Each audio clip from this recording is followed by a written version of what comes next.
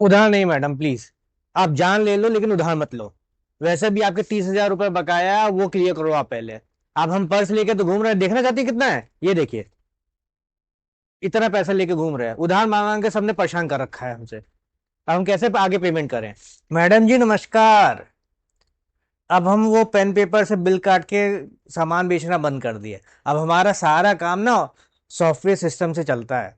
आप यहाँ पे हमारे स्टोर पे आएंगी, ऑर्डर करेंगी, तब भी हमारा पूरा बिल विल सब सॉफ्टवेयर से कटेगा। और इवन घर पे जाके अगर आप ऑर्डर करती हैं ना, सिर्फ 30 रुपये शिपिंग चार्ज लगेगा और हम आपके यहाँ घर पे डिलीवर करके आ जाएंगे।